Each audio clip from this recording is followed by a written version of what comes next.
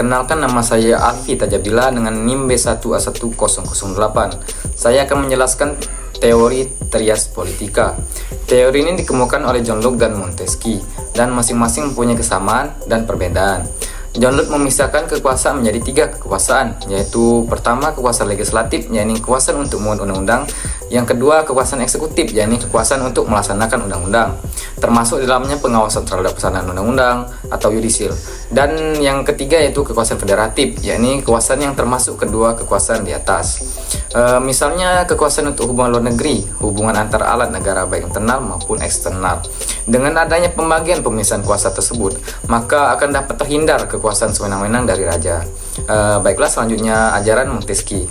Di bawah ini merupakan penyempurnaan terhadap ajaran John Locke, bahwa untuk membatasi kekuasaan raja, hendaknya dalam suatu negara diadakan pemisahan kekuasaan dalam 3 kekuasaan yang masing-masing mempunyai lapangan pekerjaan terpisah satu sama lain.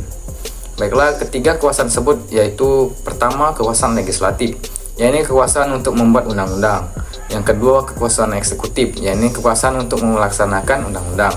Dan yang ketiga yaitu kekuasaan yudikatif, yakni kekuasaan untuk mempertahankan undang-undang. Kekuasaan legislatif dijalankan oleh parlemen, eksekutif oleh raja, dan yudikatif oleh pengadilan. Dengan adanya desentralisasi kekuasaan pada 3 lembaga yang terpisah secara mutlak, maka kemerdekaan individu akan terjamin dan tindakan raja yang sewenang-wenang, dan teori ini dikenal dengan teori trias politika. Baiklah, perlu diketahui Indonesia menerapkan trias politika yang ditemukan oleh Montesquieu, tetapi penerapannya tidak absolut karena Indonesia menambahkan kekuasaan eksaminatif di dalamnya. Sebagai contoh pada kekuasaan yudikatif atau kehakiman. Kalau dulu hanya Mahkamah Agung, tetapi sekarang ada juga Mahkamah Konstitusi dan Komisi Yudisial. Pada kekuasaan legislatif di parlemen ada MPR, DPR, dan DPD. Namun pada kekuasaan eksekutif hanya ada suatu lembaga negara, yakni kepresidenan. Sekian dari saya. Nama saya Bilu Septa Saragi dengan NIM B1A1211037. 2. Teori catur praja. Pemisahan kekuasaan tersebut terpisah-pisah baik terhadap orangnya maupun fungsi. Dan ini untuk negara modern tidak dapat diterapkan karena di negara modern masing-masing kekuasaan diperlukan kerjasama. Van Vollenhoven membagi kekuasaan dalam 4 fungsi yang disebut catur praja, yaitu yang pertama bestur atau kerajaan atau pemerintahan dalam arti sempit. 2. Politie, kepolisian. 3. Justice, peradilan. 4. Regeling atau perundang-undangan. 3. Teori Pancapraja merupakan penyempurnaan ajaran catur praja dan Van Vollenhoven. Menurut lemari kekuasaan, teori Pancapraja dibagi 5, yaitu bestur, politie, justice, dan regeling. Teori Satpraja. Wirjono Projikoro mengemukakan kekuasaan negara dibagi atas 6 jenis, yaitu kekuasaan pemerintahan, kekuasaan perundang-undangan, kekuasaan pengadilan, kekuasaan keuangan, yang menjadi kekuasaan yang penetapan anggaran belanja negara dengan pengawasan oleh Dewan Pengawasan Keuangan, kekuasaan hubungan luar negeri, kekuasaan pertahanan dan keamanan umum. Kekuasaan yang dibagi atas 6 jenis Wirjono Projikoro dinamakan dengan teori Satpraja. Teori Dwi Praja. Pembagian kekuasaan yang pada umumnya dibagi atas lebih dari 2 kekuasaan. Donner mengemukakan bahwa dilihat dari segi sifat dan hakikat dari fungsi yang ada dalam suatu negara dapat dibagi menjadi 2 golongan, yaitu kekuasaan yang menentukan tugas dari alat-alat pemerintah atau kekuasaan yang menentukan politik negara, dan kekuasaan yang menyelenggarakan tugas yang telah ditentukan sebelumnya. Hukum administrasi negara telah berkembang saat pihak pemerintah mulai menata kehidupan masyarakat dengan menggunakan sarana hukum.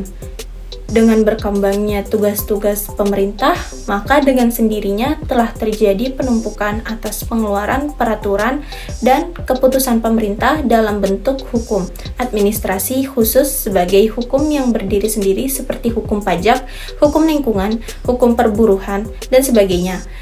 Perkembangan awal hukum administrasi hanya merupakan suatu perkembangan dalam ilmu pengetahuan sendiri setelah diperkenalkannya peradilan administrasi negara, dan kemudian perkembangan ketiga timbul saat pembuat undang-undang memutuskan untuk menyelaraskan tindakan pemerintah dengan mengadakan pembuatan undang-undang umum, yaitu aturan-aturan umum yang berlaku bagi pelaksanaan wewenang tertentu.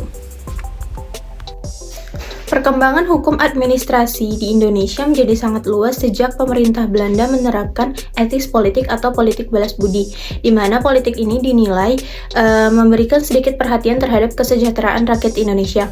Dan namun sejatinya pemerintah Belanda melakukannya secara terpaksa, sebab pemerintahan Belanda bukan merupakan negara kesejahteraan atau welfare state.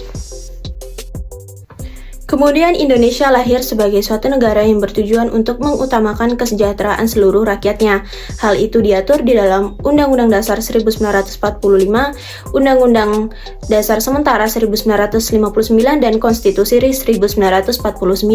Demikian juga halnya ketentuan yang diatur di dalam Undang-Undang Dasar 1945 sebagai landasan membuat undang-undang organik dalam rangka penyelenggaraan kesejahteraan seluruh rakyat Indonesia. Di antaranya ialah Pasal 27 ayat 2, Pasal 29, Pasal 30, Pasal 31, Pasal 32, dan Pasal 33.